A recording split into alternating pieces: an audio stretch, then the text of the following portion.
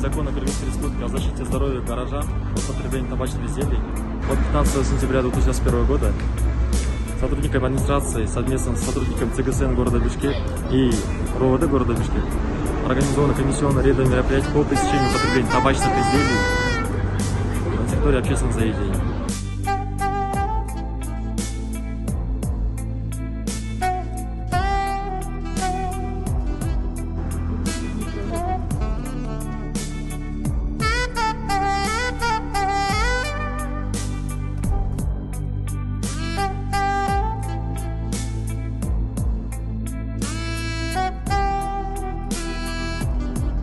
Добрый день, администратор.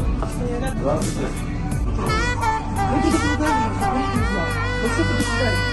Вы им создали благоприятные условия. В каждом вот таблички красивые, распечатали. Даже не разрешаем, вы хватаете себе ничего. Я только чувствую, что где-то в более помещении.